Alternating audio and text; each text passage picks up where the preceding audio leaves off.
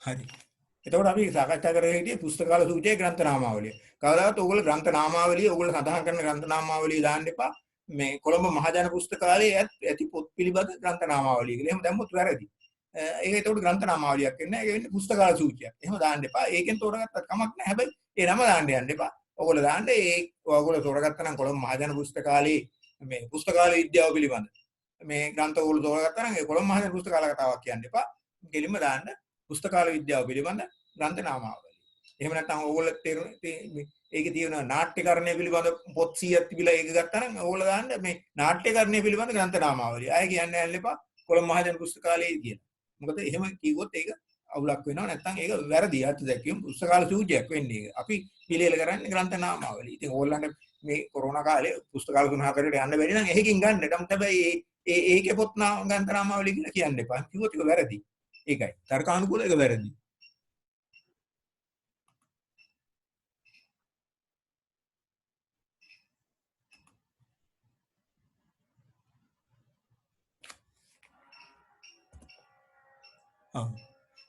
එතකොට දැන් ග්‍රන්ථ නාමාවලියෙන් අනුක්‍රමණිකාවයි. මේ ඒ දෙකේ වෙනසත් ඔයගොල්ලෝ වටහා ගන්න ඕනේ. දැන් ඔයගොල්ලන්ට තියෙන එක ග්‍රන්ථ නාමාවලියක් හදන්න ඒක අනුක්‍රමණිකාවක් හදන්න. එතකොට මේ ග්‍රන්ථ නාමාවලියක් මේ කියන එක දැන් මම පැහැදිලි කරලා දුන්නා. ඔයගොල්ලන්ට තියෙන්නේ මොනවා හරි පළ වෙලා තියෙන දේශීය ප්‍රකාශන 100ක් අරගෙන අර කිව් විදියට විෂය වර්ගීකරණයක් හදාගෙන ඒකට අර සංලේඛන ගෝලා අර ඊටු මේ අනුක්‍රමිකා තුනක් හදලා අවසන් කරන එක. එච්චරයි තියෙන්නේ. මේ දැන් ඔයගොල්ලන්ට අවශ්‍ය නම් යම් විදියකින් මේ ගැටලු සහගත තත්ත්ව මතුවෙනවා නම් මේ කවුරු හරි කලින් ඉස්සේ කරපු ඒක මේ හොඳ එක මේ ආගුලියක් ඔයගොල්ලන්ට බලන්න පුළුවන් පුස්තක අරන් ඉතින් බලන්න බැරි නම් මම සොෆ්ට් කොපියක් හරි එවන්නම්. මොකද මේ කොරෝනා කාලේ අපි උදව් කරන්න එපා. ඒ කලින් කරපු එකක් ඒකට ඕගොල්ලෝ කොපි කරන්නේ නැහැ නේ. ඕගොල්ලෝ ඒක බලාගෙන ඒ විදිහට එහෙම එකක් හරි මට එවන්න පුළුවන්. ඕගොල්ලෝ මට ඊමේල් ඇඩ්‍රස් එක එවන්න මේ දාන්න මේකට එහෙම කියලා මේ එවන්න කියලා මේ ඕගොල්ලෝ මේකේ chat එකට දාන්න. එතකොට මම මේ ඕගොල්ලන්ට එහෙම එකකුත් එවන්නම්. එතකොට සුමන ජයසූරිය එකත් එවන්නම්. එතකොට මේ ඒක තමයි ගයිඩ්ලයින් එක. ඒකේ විදිහට තමයි ගොඩක් ඔයාලට කටයුතු කරන්න ඕනේ. එතකොට දැන් ග්‍රන්ථ නාමාවලිය. ඒ ග්‍රන්ථ නාමාවලිය කිව්වහම ඕගොල්ලන්ට මොකක්ද පැහැදිලි. ඊළඟට මේ අනුක්‍රමණිකාව. අනුක්‍රමණිකාවක් කියන්නේ අනිවාර්යයෙන්ම මොකක් හරි වාර සංග්‍රහයක පළවෙනි ලිපි පෙළක්. ඒ කියන්නේ මොකක් හරි එක වාර සංග්‍රහයයි තෝරගන්න. මොකක් හරි එක වාර සංග්‍රහය. දැන් අපි හිතමු දෙසතිය. එහෙම නැත්නම් ඔයගොල්ලෝ තෝරගන්නවා විජය පරිගණක සංග්‍රහය. ඉතින් ඒ තෝරගත්තන් පස්සේ ඒක එකලඟ කලාප වෙන්න ඕන අනිවාර්යෙන්. දැන් එක කලාපයක පළ වෙනවා නම් ලිපි 10ක් එකලඟ කලාප 10ක් ගන්න. වඩා මේ පරිස්සමකට 12ක්ම ගන්න. එතකොට යම් දෙයකින් අඩු වෙලා තිබුණත් එතකොට අර 12න් ඕගලන්ට 100 ආවරණය කරගන්න පුළුවන්. එතකොට ඒක තමයි මේ සංග්‍රහ ලිපි අනුක්‍රමණිකාව. හොඳට මතක තියාගන්න කවදාවත් මේ සංග්‍රහ ලිපි වල තියෙන මේ තියෙනවා මේ ප්‍රවෘත්ති ලිපි. ප්‍රවෘත්ති ලිපි මම ඒ කලින් දේශනවලදී උදාහරණයක් ඇටියට කිව්වා මේ මෙන්න මෙහෙම දෙයක්. ළමයිට මතක හිටින්නේ නෑ මේ සොරොස්සවිදි දැරියා මේ නියංගලාල කා සියදුවි නසා ගනි. ඕක ඕක ශාස්ත්‍රීය ලිපියක් නෙමෙයිනේ. ඕක අපි ඉන්ඩෙක්ස් කරලා ඇති වැඩක් නෑ.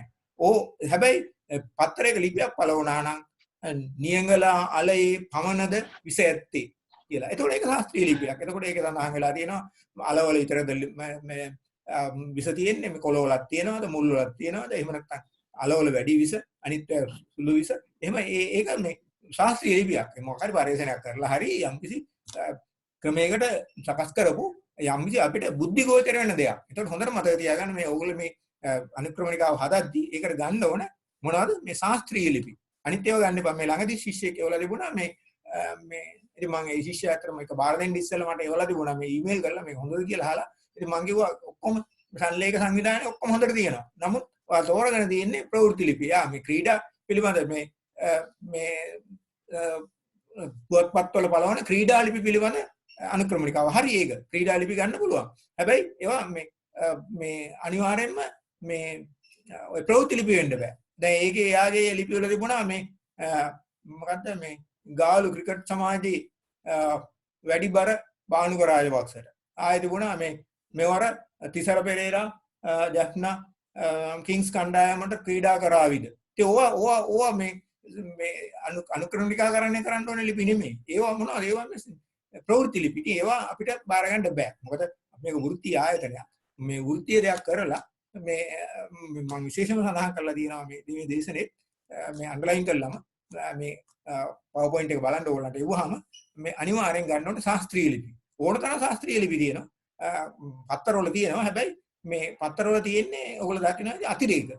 සඳුදා අතිරේකේ, අඟහරුවාදා අතිරේකේ, ඒ කියන්නේ ගොවිකම් අතිරේකේ, එතකොට වෛද්‍ය අතිරේකේ, මේ කාන්තා අතිරේකේ, ළමා අතිරේකේ, ওই විදිහට අධ්‍යාපන අතිරේකේ, ওই විදිහට නොයෙකුත් අතිරේක තියෙනවා. අන්න ඒවා තියෙන්නේ ශාස්ත්‍රීය ලිපි. ඒවා ප්‍රවෘත්ති ලිපි නෙමෙයි. ඔයගොල්ලන්ට කියවුවම තේරෙනවා. ඒවා බුද්ධි ගෝචර වෙන දෙයක් තියෙනවා. ඒක නිසා ඔයගොල්ලන්ට මේ පුස්තකාල වලට යන්නත් කරදර නැහැ. මේ දවස්වල අවස්ථාවක් නැත්තම් මේ කෙලින්ම මේ ඔයගොල්ලන්ගේ පත්‍ර නියෝජිතයෙක්ගෙන් මේ ගන්න මේ මේගොල්ලන් ගාව තියෙන්න පුළුවන්. එහෙම නැත්නම් ගෙලින්ම පුවත්පත් කාර්යාලයකින් මට මේ අහවල් මේ පත්තරේ දැන් සඳ බල වෙනවනම් සඳ 10ක ඒවා මට දෙන්න. ඒතකොට සුළු මුදලක් ගෙවලා ඔයගොල්ලන්ට ගන්න පුළුවන්. පත්‍රයක මිලනේ යන්නේ. පත්‍ර 10ක මිල ගියා. මේ එතකොට මේ එහෙක ලිපි 10ක් තියෙනවා නම් අනිවාර්යෙන් ඔයගොල්ලන් ගෙදර ඉඳලාම ඔයගොල්ලන්ට මේ අනුක්‍රමණිකාවේ වැඩේ කරගන්න පුළුවන්. ඉතින් ඒ වඩත් අනුමැතිය අරගෙන මොනවද ලිපි තියෙන්නේ කියලා හොයාගෙන පුස්තකාල සංගමේ පූර්ව අනුමැතියක් අරගෙන මේ වැඩේ පටන් ගන්න. ඒකත් ඔයාලට මාසයක් යන්න නැහැ ඉවර කරගන්න පුළුවන්. ගැටලු මොනවා හරි තියෙනවා ඔයාලා අපිට කතා කරන්න අපි උදව් කරන්න සූදානම්. මොකද මේ ලිපි මේ ඔයගොල්ලන් මේ ලිපියක් කොහොමද මේ ඇතුළත් කරන්නේ? ඒ කියන්නේ මේ සංලේඛයේ ලිවීමේදී මොන විදිහට ඇතුළත් කරන්නේ? ඒවා මේ ඔක්කොම මේ PowerPoint එකේ තියෙනවා. ඊට අමතරව සුමන ජයසූරිය පොතේ තියෙනවා. ඉතින් ඒවා අනුගමනය කරන්න ගැටලු තියෙනවා නම් ඔයාලා කතා කරලා හරි මේ ඊමේල් එකක් එවලා හරි ඔය විසඳ ගන්න. ඒ විදිහට තමයි ඔයගොල්ලන්ට ඉස්සරහට යන්න දෙන්නේ. මොකද මාසෙකින් කරන්න නම් අන්න ඒ විදිහේ මේ කෙටි ක්‍රම ඔයගොල්ලන්ට හොයා ගන්න වෙනවා. පුස්තකාලවල රස්තියාදු වෙන්න බැරි වෙනවා. අවසර ගන්න වෙනවා. නොයෙකුත් ප්‍රශ්න මතුවෙනවා. ඉතින් එහෙම පුද්ගලිකව හරි හොයා ගන්න පුළුවන්. දැන් ඔයගොල්ලන් කාගෙන් හරි විජේසත් පරිගණන සංග්‍රහ 10ක් මෙම ඈතක හොයා ගන්න පුළුවන් නම් ඒක ඒ විදිහට කවුරුත් අවසරයක් අරගෙන එහෙම නැත්නම් වෙනත් සංග්‍රහ සමහර අය ගාව තියෙනවා. ඒගොල්ලෝ පරිහරණය කරනවා. ඉතින් ඒවා ඉල්ලගෙන පාවිච්චි කරන්න පුළුවන්. ඒක නිසා මේක අපහසු කාර්යයක් මේ කාලේ කරන්න බෑ කියලා මේ මැලි වෙන්න එපා. මොකද ඕන තරම් ක්‍රමවේද තියෙනවා කරන්න. එතකොට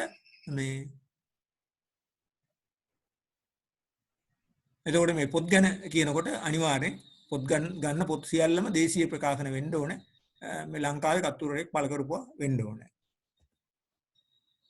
එතකොට දැන් විෂය හඳුනා ගන්න ඕනේ. අනිවාර්යෙන් විෂය ගැන තේරුමක් නැත්නම් එක්ක ශබ්දකෝෂයක් එක්ක විශ්වකෝෂයක් බලලා දැන් අපි හිතමු පරිගණක විද්‍යාව. ඕගොල්ලන්ට තේරෙන්නේ නැහැ පරිගණක විද්‍යාව කියන්නේ මොකක්ද කියලා. කෙලින්ම එන්සයික්ලෝපීඩියා එකක් අරන් බලන්න පරිගණක විද්‍යාව. එතකොට ඒකේ අණු විෂයන් මොනවද? උප විෂයන් මොනවද? සූක්ෂම විෂයන් මොනවද? ඒ පැහැදිලිව ඒක තියෙනවා. එතකොට ඒ අනුව ඕගොල්ලන්ට මේ ඕගොල්ලන්ගේ අර විෂය අනුපිළිවෙල හදා ගන්න පුළුවන්.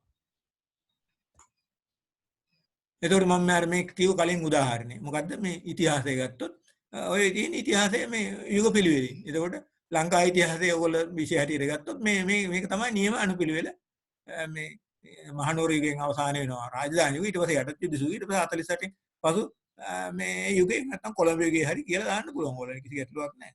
ඒ විදිහට ඔයගොල්ලන්ට කැමති විදිහට මේ විෂය අනුපිළිවෙල හදා ගන්න පුළුවන්. ඒ ඇතුලේ තමයි ගොනු කරන්නේ. එතකොට මේ අණු විෂයන් සූක්ෂම දැන් ඔයගොල්ලන්ට පුළුවන් වුණා නම් අනුරාධපුර යුගයේ සමහර ලාවට මේ තියෙන පුළුවන් දුටුගැමුණු මේ රාජ මේ කාලය ගැන මේ පොතක්. එතකොට ඒක ඔයගොල්ලන්ට කැමති නම් අනුරාධපුර එක ඇතුලේ තවත් අණු විෂයක් හදලා දුටුගැමුණු යුගය කියලා දාන්න පුළුවන්. එහෙම නැත්නම් මේ ඒකෙම කාවන්තිස්ස රජු රාජ කාලේ මේ මොකක් හරි මේ ඉතිහාසගත තොරතුරු තියෙන පොතක් නම් ඒක කාවන්තිස්ස රාජයුගය කියලා ඒ විදිහට මේ ඒ විෂය ඇතුලේ අනුරාධපුරයේ කියන විෂය ඇතුලේ අණු විෂයන් දාගෙන හදා ගන්න පුළුවන්. එහෙම නැත්නම් කෙලින්ම අර විෂයටම තල්ලු කරලා ගන්න පුළුවන්. මොකද 10ක් 12ක් තිබුණාම ඇති.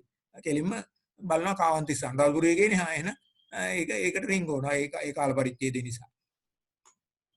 එතකොට ඒ විදිහට ඔයගොල්ලන්ට මේ ඔයගොල්ලන්ගේ විෂය සහ අණු විෂයන් ඒවා ගොනු කරගෙන මේ බොහොම නිවැරදිව ඔයගොල්ලන්ගේ විෂය වර්ගීකරණය හදා ගන්න පුළුවන්. එතකොට මේ විෂය පතේ කියන්නේ ඔයගොල්ලන් මේ යම්කිසි ග්‍රන්ථ නාමාවලියක් සකස් කිරීමේදී ඒ ග්‍රන්ථ නාමාවලිය මේ ඇත්තටම ඒක මේ පරිපූර්ණ ග්‍රන්ථ නාමාවලියක් නෙමෙයි. මේකෙන් අදහස් වෙන්නේ ඔයගොල්ලන්ට පරිපූර්ණ එකක් හදන්න කියලා. සංලේඛ 100නේ. ඒ කියන්නේ දැන් ඉතිහාසයේ විෂය අරන් ඔයගොල්ලෝ සංලේඛ 100ක් අරගෙන මේ ග්‍රන්ථ නාමාවලියක් හදලා ඒක පරිපූර්ණ එකක් නෙමෙයි. ඒක සිලෙක්ටිව්. ඒ කියන්නේ මේ පළ වෙලා තියෙන සියලුම ඒවා නෙමෙයි. 100යි ඔයගොල්ලන් බලාපොරොත්තු වෙන්නේ. ඒ කියන්නේ ඒව මේ ඔයගොල්ලන් කරන එකට කියන්නේ වර්ණීය ග්‍රන්ථ නාමාවලිය. සිලෙක්ටිව් බිබ්ලියෝග්‍රැෆි එක. ඒ කියන්නේ තෝරාගත්ත සංලේඛ 100ක් පමණයි තියෙන්නේ. තව තියෙන්න පුළුවන් සංලේඛ ගොඩක්. ඒ වුණාට ඒක ගැන ඔයගොල්ලන්ට කිසිම මේ කනගාටු වෙන්නවත් ඒ ගැන මේ උත්සුක වෙන්නවත් උවමනාවක් නැහැ. 100 හරිනම් ඔයගොල්ලන් ජයග්‍රහණය කළා. එතකොට මේ භාෂාව. දැන් ඕගොල්ලන්ට පුළුවන් වුණා නම් මම තෝරගන්නේ සිංහලෙන් පළවෙච්ච ඒවා විතරයි. එතකොට ඒගොල්ලන් ඔයා ඒක සඳහන් කරන්න ඕනේ. ඕගොල්ලන්ගේ හැඳින්වීමේ. මම ව්‍යාපෘතිය සඳහා මම තෝරාගෙන තියෙන්නේ සිංහල භාෂාවෙන් පළවු පොත් පමණයි. නැත්නම් ඉංග්‍රීසි භාෂාවෙන් පළවු පොත් පමණයි. මතක තියාගන්න ලංකාවේ පළවෙච්ච ඒවා වෙන්න ඕනේ අනිවාර්යයෙන්. ඒ විදිහට ඕගොල්ලන්ට මේවා සීමා කරමින් යන්න පුළුවන් ඉස්සරහට.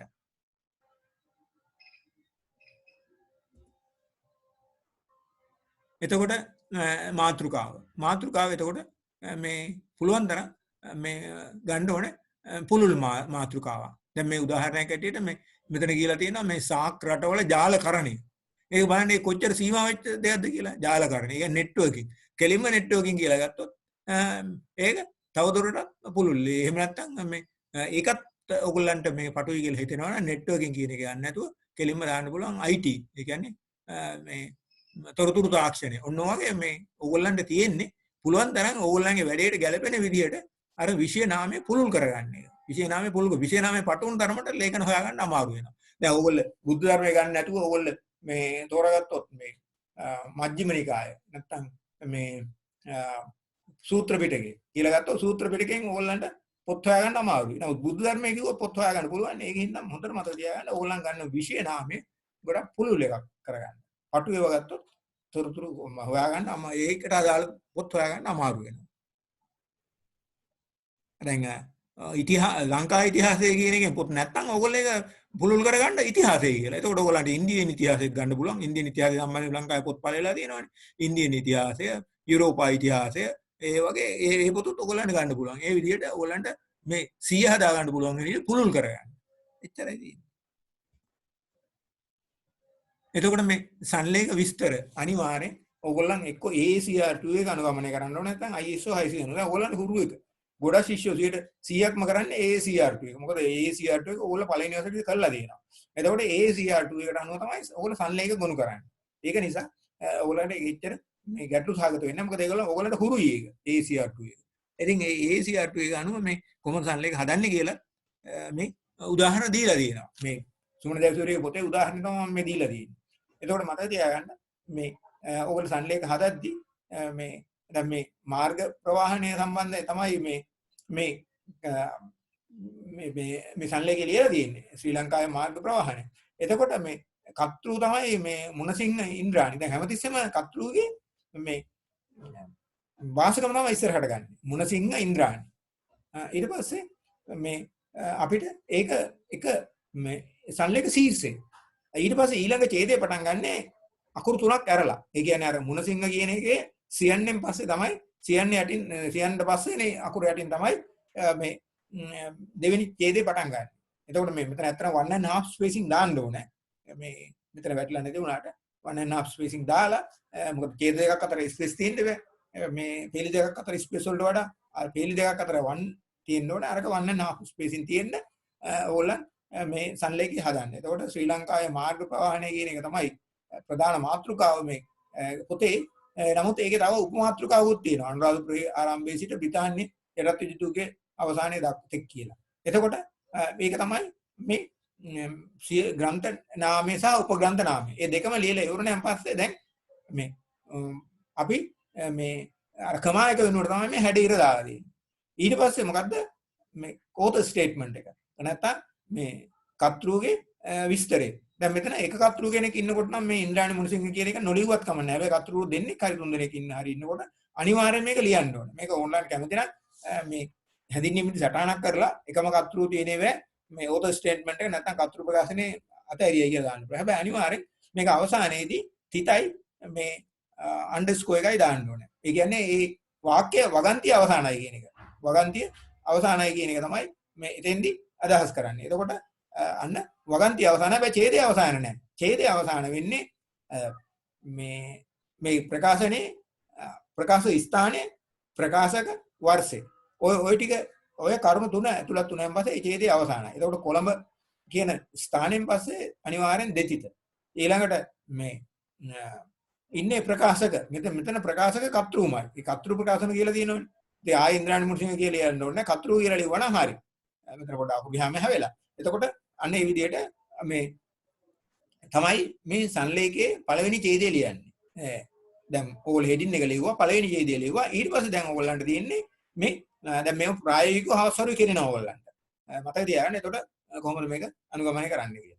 එතකොට ඊළඟට මේ ඊළඟ ඡේදය තමයි මේ පිටු අංකනේ. එතකොට මේ පිටු අපි ඉස්සෙල්ලා ලියනවා රෝමන් පිටු තියෙනවා නම් ඒක පිටු අංකණය කරලා තියෙනවා නම් ඕගොල්ලෝ දන්නවා ඒක රෝමන් ඉලක්කම දානවා. අංකණය කරලා නැත්නම් ඒක හතරස් වරහන් ඇතුලේ දානවා. එතකොට පිටු තියෙනවා රෝමන් පිටු තියෙනවා 17ක්. එතකොට මේ අරාබි පිටු තියෙනවා 239. ඒ ඔය විදිහට ඊට පස්සේ චිත්‍රකෝරු ඊට පස්සේ උස ඒව දානවා. ඊට පස්සේ දැන් ඕගොල්ලන්ට පේනවා නම් මේ පොතේ වැදගත් දේවල් තියෙනවා කියලා. අවසානයේ විශේෂයෙන්ම ඔය පොත්වල තියෙනවා ග්‍රන්ථ නාමාවලිය කියලා. ඒ කියන්නේ ඒවා හරිම වැදගත් මේ පාඨකයින්ට. මොකද ඒ විෂය පිළිබඳව තවත් විමර්ශනය කරන අයට ඒ ග්‍රන්ථ නාමාවලිය වැදගත්. ඒකින්ද 203 ඉඳන් 212 වෙනි පිටුව දක්වා පිටු 10කම තියෙන්නේ මොනවද? ග්‍රන්ථ නාමාවලිය. ඒ කියන්නේ මේ විෂයට සම්බන්ධ වෙනත් ප්‍රකාශනවල ලැයිස්තුවක්. මේක හරි වැදගත්. ඒක නිසා ඒකත් අලුත් ඡේදයක් හැටියට දාන්න පුළුවන්. ඊට පස්සේ පොතේ ISBN නම්බර එක දාන්න පුළුවන්. මොකද පොත කාට හරි ඕඩර් කරලා ගෙන්න ගන්න ඕන නම් ISBN නම්බර. කැමති නම් ඕගොල්ලන්ට පොතේ මිලක් දාන්න පුළුවන්. එහෙමත් දානවා. නැත්තම් ඒවා ඒ තොරතුරු නැත්තම් නොදා හිටියයි කියලා ලකුණු කැපෙන්නේ නැහැ. ඒවා අමතර තොරතුරු. එතකොට ඊළඟට මේ ISO මේ ප්‍රමිතිය ISO 900 ඒ ප්‍රමිතිය අනුවත් හදලා තියෙනවා. නමුත් ශිෂ්‍යෝ මේක කරන්නේ නැහැ. ඒකින්ද මම සාකච්ඡා කරන්න කැමති නම් ඒක ඕගොල්ලෝ මේ PowerPoint එක බලලා ඒක අවබෝධ කරගන්න. මොකද ශිෂ්‍යෝ කවුරුත් ඔය වැඩේ කරන්න යන්නේ නැහැ. මොකද හැමෝටම හුරු ACR2 එක. එතකොට මේ දැන් ඕගොල්ලන්ට මේක ඕගොල්ලන්ගේ බලාපොරොත්තු වෙන්නේ නැහැ. මොකද මේක ඇත්ත වශයෙන්ම තව ටිකක් විද්වත් වැඩක්. මේ අර පොත කියවලා පොතේ සාරාංශයක් ලියන එක. ව්‍යාඛ්‍යා කියන්නේ ඇනෝටේෂන්. එතකොට මේ ඒ පොතේ තොරතුරු සාරාංශයක්. පොත කියවලා ඒක ටිකක් අමතර වැඩක්. ඒ නමුත් ඔය විද්වතුන් කරන මේ ග්‍රන්ථ නාමාවලිය මේක ඇතුළත් වෙනවා. ඕගොල්ලන්ට දැන ගැනීම සඳහායි මේක ඇතුළත් කළේ ඇනෝටේෂන් තියෙන. ඒවට කියන annotated bibliographies ව්‍යාඛ්‍යා සහිත මේ ග්‍රන්ථ නාමාවලිය. ඒකට යන්න ඕනේ නැහැ. ඒක ටිකක් අපහසු වැඩක්. ඒක කලයි කියලා වැඩිපුර ලකුණු හම්බෙන්නෙත් නැහැ. ඒකින්ද ඒක අමතක කරලා දාන්න. ඊළඟට මේ සාරාංශ කියන්නේත් ඒව තමයි මේ ඒවා මේ කෙටියෙන් ලියන්න පුළුවන්, දිගට ලියන්න පුළුවන්. කෙටියෙන් ලියන ඒවාට කියන්නේ මේ ඉන්ඩිකේටිව් කියන දර්ශක වගේ. ඊට පස්සේ මේ විස්තරාත්මක ලියනවා නම් ඒවට කියන්නේ ඉන්ෆෝමේටිව්. ඒ දෙකත් ඕගොල්ලන්ට මේ ඕගොල්ලන් මේ වෘත්තියට ගියන් පස්සේ පසුව කරන ග්‍රන්ථ නාමාවලට ඒව දාගන්න ඒවා. ඊළඟට මේ තියෙන්නේ ඒ දෙකේ විස්තරයක් ඒ සාරාංශ ලියනවා. ඒ වගේ ඕගොල්ලන්ට අවශ්‍ය නැහැ. හරි. එතකොට දැන් මේ තවත් මොනවාරි ගැටලු තියෙනවා නම් ඕගොල්ලන්ට මයික් එක ඔන් කරලා අහන්න පුළුවන් නේ. මොකද නැවත අපි මුණ ගැහෙන්නේ නැහැ නේ මේ පෞද්ගලිකව මේ ඊමේල් එකක් වගේ ඉවතරෙන්. එතකොට මේ ග්‍රන්ථ විද්‍යාත්මක යොමු කිරීම. ඒ කියන්නේ දැන් සමහර වෙලාවට දැන් ලංකාව කියලා කෙනෙක් මේ බලන්න පුළුවන්. නමුත් මේ ලංකාව යටතේ ඕගොල්ලෝ කිසිම මේ සංලේඛික ශීර්ෂයක් දාන්නේ නැහැ ශ්‍රී ලංකාව. ඒකට ඒකින්ද ඕගොල්ලෝ මේ යොමු කිරීම කරද්දී විශේෂයෙන්ම දැන් අර ඕගොල්ලෝ විෂය නාමානුක්‍රමණිකාවක් හදනවානේ. එතකොට විෂය නාමයකදී මේක ඕගොල්ලන්ට කතෘ නාමයකටත් ගන්න පුළුවන්. මොකද කතෘ ශ්‍රී ලංකාව නම් මේ ලංකාව කියන එක බලන්න ශ්‍රී ලංකාව. ඒ වගේ යොමු කිරීම කරන්න පුළුවන්. එතකොට සිසුන් නොමග යන්නේක ගොඩක් කලාවට මේ අඩු වෙනවා. දැන් උදාහරණයක් හැටියට මේ දැන් මඤ්ඤොක්ක වලට ඉංග්‍රීසියෙන් මේ කැසාවා කියලාත් කියනවා මැනියොක් කියලාත් කියනවා. එතකොට සමහරලාට ඕගොල්ලෝ කැසාවා යටතේ දැම්මොත් කෙනෙක් මැනියොක් වලින් හොයලා හම්බෙන්නේ නැහැ. ඊට පස්සේ ඕගොල්ලෝ අනිවාර්යෙන් බලන්න සංලේඛයක් අර දාන්න වෙනවා මේ සබ්ජෙක්ට් ඉන්ඩෙක්ස් එකට මේ මැනියොක් C කැසාවා. එතකොට අරයා මේ කැසාවා වලට ගිහිල්ලා බලනවා මොනවද මේ මඤ්ඤොක්ක ගැන තියෙන ලිපි කියලා. ඒ වගේ මේවා ඇත්තටම ග්‍රන්ථ විද්‍යාත්මක යොමු කිරීම. ඒ කියන්නේ කෙනෙකුට තොරතුරක් හොයාගන්න ගිහිල්ලා බැරි වෙනකොට අපි ඒවට කරන උදව් කිරීම.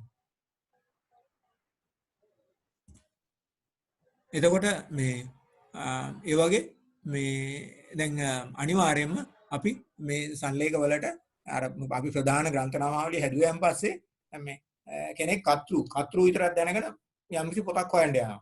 එතකොට එයාට අර එකේ ඉඳලා 100ටම බලන්න වෙනවා. ඒක හරි වදයක් නේ. ඒක නිසා අපි ඒ වෙනුවට එයාට අපි හදලා දෙනවා මොකද්ද? කතෘ නාම අනුක්‍රමණිකාවක්.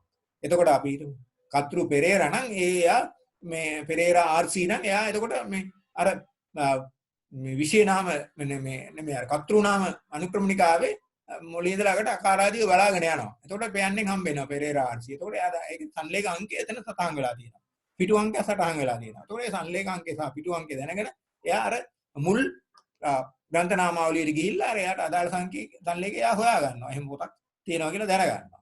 ඒ වගේම තමයි විශේෂ නාමෙත්. දැන් අපි හිතමු මේ බුද්ධ ධර්මයේ පිළිබඳ ග්‍රන්ථ නාමාවලියක් ඕගොල්ලෝ හැදුවා. කාට හරි ඕන වෙනවා මේ සූත්‍ර පිටකේ සම්බන්ධ මොනවද තියෙන පොත්. එතකොට අර මුලින් ඉඳලා අර 100න් බලාගෙන යන්න යනවා සූත්‍ර පිටකේ. එහෙම හොයන්න ඕනේ නැහැ. ඕගොල්ලෝ විශේෂ නාම අනුක්‍රමණිකාවක් හදලා තියෙනවා. සයන්නෙන් සූත්‍ර පිටකේ යටතේ අහවල් ලිපි ඉඳන් අහවල් පොතේ ඉඳන් අහවල් පොත දක්වා සූත්‍ර පිටකේ සම්බන්ධ ග්‍රන්ථ නාමාවලිය කොටස්. එතකොට ඒ අදාළ ග්‍රන්ථ නාමාවලිය ඒගොල්ලන්ට හම්බ වෙනවා.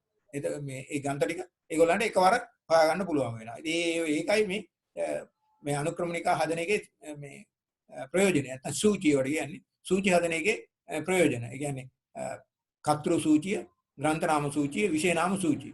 අනුක්‍රමණිකාව කියන වචනේ දාන්න යන්න එපා. ඒක පැටලෙනවා අර. අනිත් අනුක්‍රමණිකාවත් එක්ක. ඒකට සූචිය කියන්නේ. එතකොට ග්‍රන්ථ නාම සූචිය, එතකොට කර්තෘ සූචිය, ග්‍රන්ථ නාම සූචිය, විශේෂ නාම සූචිය. ওই සූචි තුන අනිවාර්යයෙන්ම ඕගොල්ලන් ග්‍රන්ථ නාමාවලියට තියෙන්න ඕන. ග්‍රන්ථ නාමාවලිය සංලේඛ 100න් පස්සේ අර සූචි තුන හදන්න. ඒ සූචි තුනේ එක සංලේඛයක්වත් දාන්නේ නැහැ සූචි තුන ඇතුළේ. නමුත් තීරු තුනකට බෙදලා යොමු කිරීම කරනවා. පළවෙනි තීරුව තමයි කර්තෘ නාම සූචිය නම් කර්තෘ නාමය. දෙවෙනි තීරුවේ තියෙන්නේ මොකද්ද? මේ සංලේඛ අංකේ. නැත්නම් යොමු අංකය. මේ තීරුවේ තියෙන්නේ පිටු අංකේ. ওই විදිහට මේ ප්‍රකාශ කරාම ඕගොල්ලන්ට අනිවාර්යෙන් පුළුවන් මේ ඕගොල්ලන්ට කර්තෘ දැනගත්ත හැටි ඒ පොත මේකේ තියනවාද මේ හදලා තියෙන ග්‍රන්ථ නාමාවලිය තියනවාද කියන එක පාඨකයාට හොයාගන්න පුළුවන්. ඒකයි තියෙන ප්‍රයෝජනය.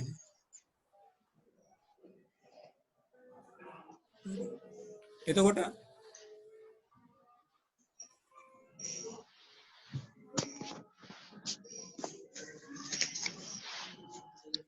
අනිවාර්යෙන් මතක තියාගන්න ඕගොල්ලෝ 1 සිට 100 දක්වා මේ සංලේඛ ටික 100 වැඩි වුණාට කමක් නැහැ. 100 අඩුවෙන් හදන්න එපා. 100 අඩුවෙන් හදුවොත් ලකුණු අඩු වෙන්න පුළුවන්. නැත්නම් ප්‍රතික්ෂේප වෙන්න ඉඩ තියෙනවා. එතකොට දැන් ඊළඟට අර මේ හදන තාපනදී මොකක්ද කියන්නේ? මොනවාර තියෙනවා කියන්නේ ගැටලුවක් නැහැ. එතකොට මේ කර්තෘ නාමයේ, ග්‍රන්ථ නාමයේ, මේ විශේෂ නාමයේ ඒවට මේ ඒ අනුක්‍රමණික හදනකොට කර්තෘ නාමයේ පිටු අංකය සහ සංලේඛ අංකය, ග්‍රන්ථ නාමයේ පිටු අංකය සහ සංලේඛ අංකය. ඒ තීරු තුනකින් හදලා ඔයගලන්ට ඒක මේ ඉදිරිපත් කරන්න පුළුවන්. ප්‍රධාන ග්‍රන්ථ නාමාවලියට පසු මේ පසුනේ ඉන්නේ. මේ තියෙන්නේ උදාහරණයක්. කරුණාරත්න පියා පිටු අංක දීලා තියෙනවා, යොමු අංක දීලා තියෙනවා. මෙන්න මේ විදිහට තමයි මේ සංලේඛේ ගුණ වෙලා තියෙන්නේ. ඒකට පෙරේරා නම් අනිවාර්යෙන් කරුණාරත්නට පස්සේ එන්න ඕන ආකාරාදියට. ඔයගොල්ලෝ හැමතිස්සෙම ආකාරාදී හදද්දී මේ ඉස්සෙල්ලම මේ ඔයගොල්ලන්ගේ හැඳින්වීමට පස්සේ මේ අර මේ සිංහල මේ ආකාරාදී ලයිස්තුවත් නැත්තම් මේ ඒ ආකාරාදී අනුපිළිවෙලත් ඔයගොල්ලෝ වෙනම පිටුවක සඳහන් කරලා තියන්න. ඒත් මේ ආකාරාදීට අනුව තමයි මේක සකස් කරලා තියෙන්නේ. අනිත් එක තමයි මේ ඔයගොල්ලෝ මේ ඉංග්‍රීසියෙන් මේවා පිළිවෙල ගන්නකොට මේ and the කියන ඒවා අතාරින්න ඕනේ.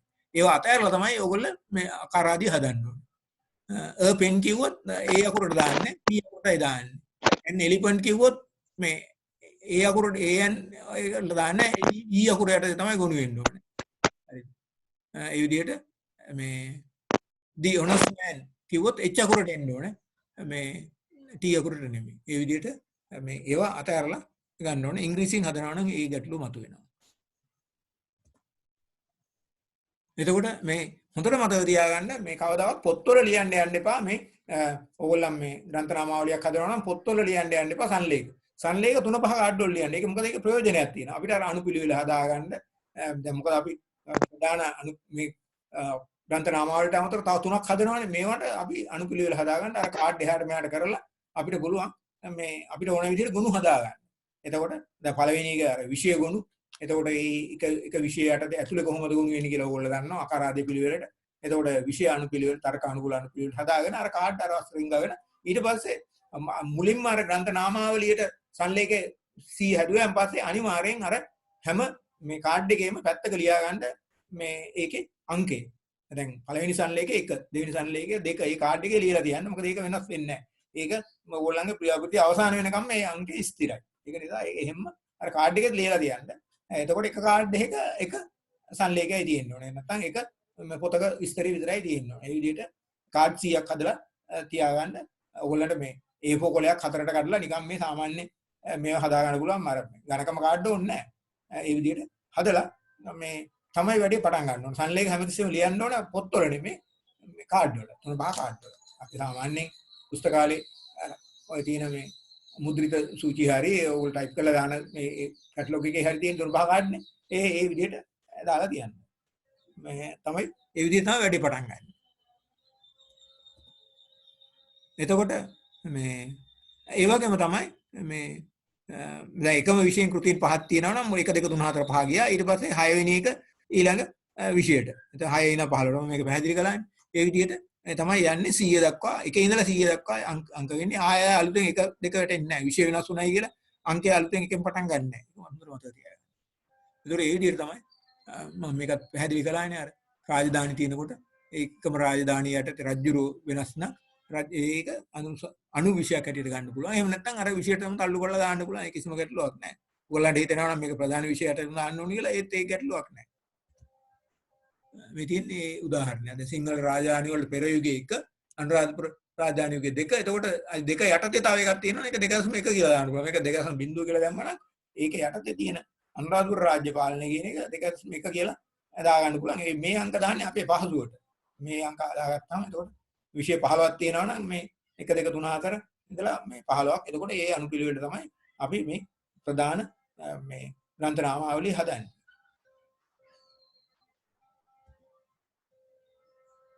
එතකොට මේ 3 5 කාඩ් වල අනිවාර්යෙන් ලියන්න. මේ ඊට පස්සේ අර ඉතුරු මේ අර මේ සූචි හදනකොට දැන් කතුරු සූචි හදනකොට අර වටි ඔක්කොම අමතක කරලා මේ අයන්නෙන් ඉන්න කතුරු ටික වෙනම හොයා ගන්නවා. අයන්නෙන් ඉන්න කතුරුවරු ඊට පස්සේ මේකම කතුරුගේ වයි එක ළඟ තියා ගන්නවා. තියාගෙන මේ කතුරු එක නම් ඊට පස්සේ බලනවා මොකද්ද ලිපි නාමය. ඊට පස්සේ ලිපි නාමය අනුව මේ හදාන්න එතෙන්දී මුත් කරන්න ඕනේ. කතුරුගෙන් සංලේඛ පහක් තියෙනවා නම් අපි දුම් 5 10 18 23 25.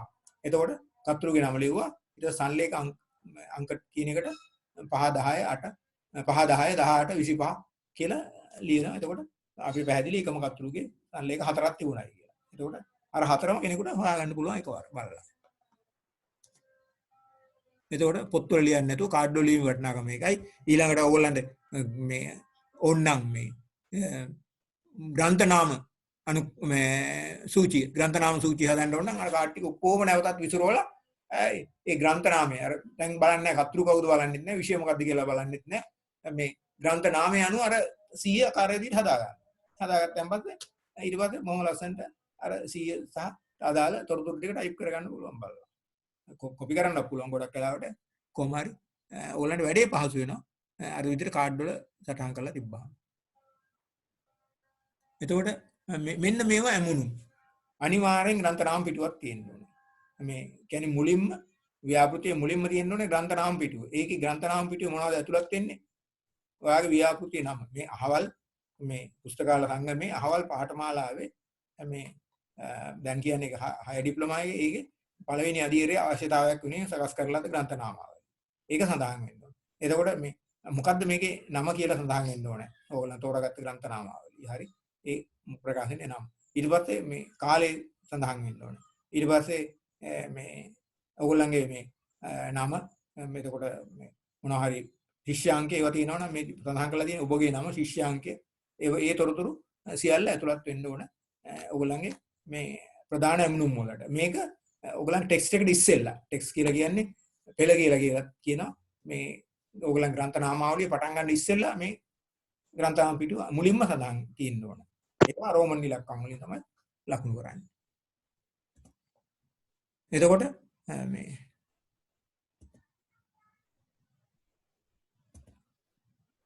එතකොට ඊළඟට ප්‍රස්තාවනාව. ඒක අනිවාර්යෙන් තියෙන්න ඕනේ. තව විනාඩි 10කින් මේක අවසන් වෙනවා. නැවතත් අපි සම්බන්ධ වෙමු. ඊටු විනාඩි 10ට. ඒක විනාඩි 80ක් ගිහිල්ලා නේද? අපිට කරගන්න පුළුවන් දෙකම. ගැටලුවක් නැහැ. එතකොට තව විනාඩි 10කින් මේක අවසන් වුණාම නැවතත් අපි ඇක්සස් වෙමු. එතකොට දැන් ප්‍රස්තාවනාව. ප්‍රිෆස් කියන එකනේ. ඒකේ තියෙන්නේ මේක පරමාර්ථය. ඕගොල්ලෝ මේ කුමන පරමාර්ථයකින්ද මේක හැදුවේ? ඒකට කියන්න පුළුවන් මේ පුස්තකාල සංගමේ දෙවෙනි වසරේ මේ නැත්තම් මේ හයි ඩිප්ලෝමා එකේ පළවෙනි වසරේ මේ ව්‍යාපෘති සඳහා මේ තමයි මේක සකස් කළේ විෂයපතේ. ඕගොල්ලන්ට කියන්න පුළුවන් ඕගොල්ලෝ තෝරාගත්තේ බුදු ධර්මය නම් බුදු ධර්මයේ. ඒක තමයි. එතකොට බුදු ධර්මයේ දේශීය ප්‍රකාශන අහවල් වර්ෂේ නම් අහවල් වර්ෂය දක්වා සියල්ල ඇතුළත් කරලා තියෙනවා. කියලා සීමා කිරීම ඕගොල්ලන්ට කියන්න පුළුවන්. මම මේකට තෝරාගත්තේ මේ සිංහල භාෂාවෙන් පළවෙච්ච ඒවා විතරයි. එහෙම නැත්නම් මේ මොකක් හරි වෙනස් සීමා කිරීම තියෙනවා නම් ඒවා කියන්න පුළුවන්. පොත් පමණයි මේකට තෝරාගත්තේ. එහෙම නැත්නම් මේ වෙන මොනවා හරි සීමා කිරීම තියෙනවා නම් කාල සීමාව සහ තවත් වෙන සීමා කිරීම තියෙනවා නම් මේ ඇතුලේ තමයි මම මේකට අදාළ පොත් ලයිස්තු තෝරාගත්තේ කියලා සඳහන් කරන්න පුළුවන්. මේ ප්‍රකාශන තෝරාගත්තේ. කවදාවත් දාන්න යන්න එපා මම මේකට තෝරාගත්තේ කොළඹ මහජන පුස්තකාලයේ ප්‍රකාශන පමණයි කියලා. එහෙම කළත් එහෙම දාන්න යන්න එපා. මොකද ඒතකොට ඒක මම කලින් කිව්වා වගේ ග්‍රන්ථ නාමාවලියක් වෙන්නේ නැහැ. ඒක නිකන් පුස්තකාල සූචියක් බවටයි පත් වෙන්නේ. ඒක නිසා ඒව දාන්න යන්න එපා. එහෙම කළත් එහෙම දාන්න එපා. ඒක අනුක්‍රම ග්‍රන්ථ නාමාවලියක් හැටියටම දාන්න.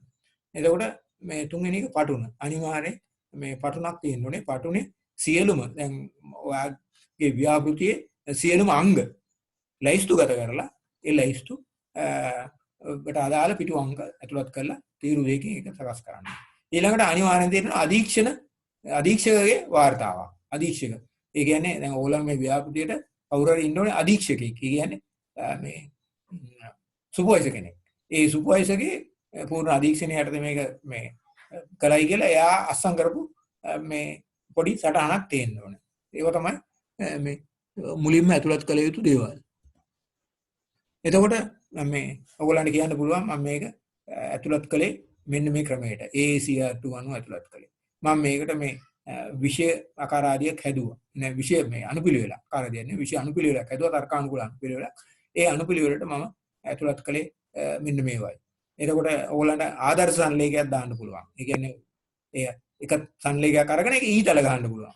කතෘ ලිපි නාමය. මොකද සාමාන්‍ය පාඨකයා දන්නේ නැහැ මොකක්ද කියන්නේ කියලා.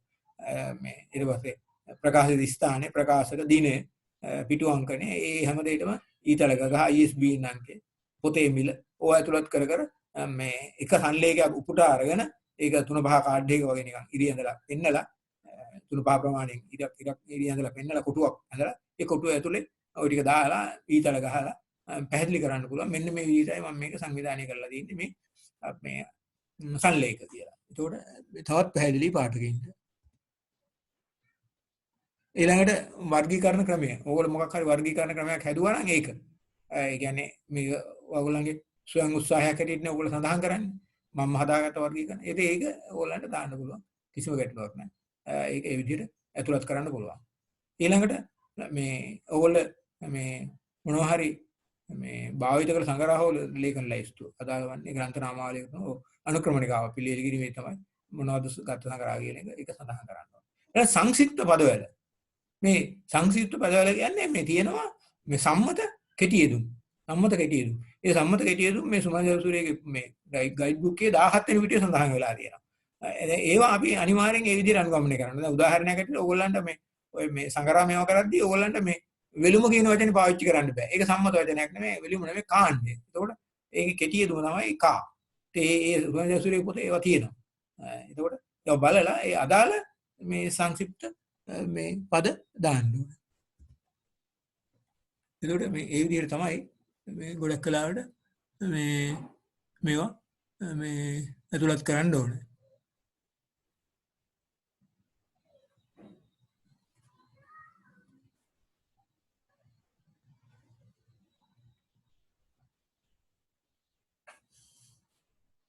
තව විනාඩි 5ක් මේක යනවා දුවනවා.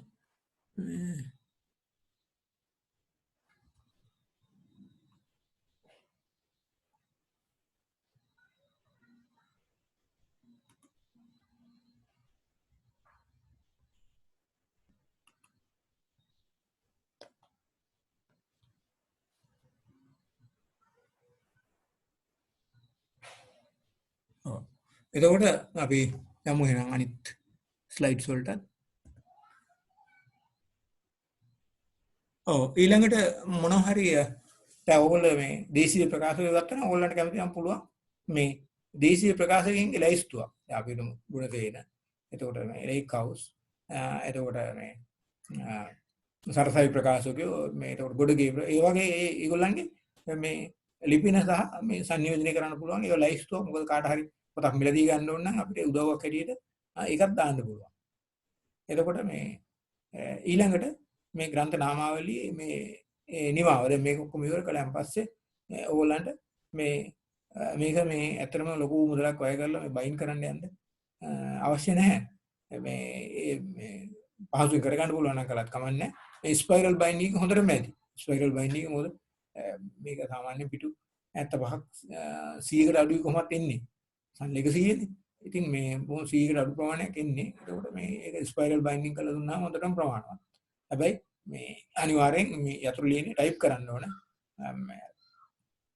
ඡේද අතර 1.5 ස්පේස් සහ මේ පේලි අතර 1 කියන ස්පේස් ඇතුව.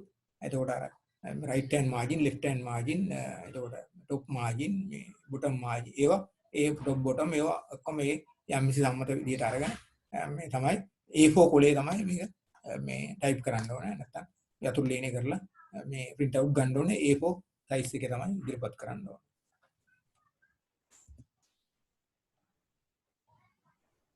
එතකොට මේ ග්‍රන්ථ නාමාවලිය සම්පාදනය කිරීමේදී මේ සැලකියීමේ තමයි ඔව් කියන්න මොකක්ද කිව්වද? ටයිප් කරන්න නැතුව අතින් ලියලා බැයිද සර්? නෑ අතින් ලියලා බෑ. මොකද ඒක මේ නීතියක් මේ ඔයගොල්ලන්ට ඉතින් කාට හරි කමියුනිකේෂන් එකට හරි දීලා ටයිප් කරලා ගන්න වෙනවා. මේ අතින් ලියනවා වාර ගන්න නැහැ. මේ කමියුනිකේෂන් එකට හරි දීලා කරගන්න වෙනවා ඒක. ඉතින් මේ ගොඩාක් පිටු නෑනේ පිටු. පොලිම 75ක් 100ක්නේ. ඒක අනිවාර්යෙන් කරගන්න වෙනවා. එහෙම නැත්නම් ඉතින් මේ කාගේ හරි ඉතින් හිතවතෙක්ගේ මේ ලැප්ටොප් එක පාවිච්චි කරලා හරි මේ වැඩේ කරගන්න උත්සාහ කරන්න. මේ අතින් ලියලා බාර ගන්න නැහැ. එතකොට මේ විතර නැවත සඳහන් කරලා තියෙනවා සියලුම මේ ලේඛන දේශීයව බව මතක තියාගන්න කියලා. ඒතර මාතෘකාව අනිවාර්යෙන් පුස්තක සංගමයේ අනුමැතිය ගන්න ඕනේ. මේ පුළුවන් තරම් පුළුල් මාතෘකා ගන්න උත්සාහ කරන්න. පටු මාතෘකා අරගෙන කරන්න ගියාම සංලේඛ මදි වෙනවා. නැත්තම් 100ක් හොයාගන්න බැරි වෙනවා. එකතු 100 හදාගන්න පුළුවන් තරම් පුළුල් විදිහට ගන්න උත්සාහ කරන්න.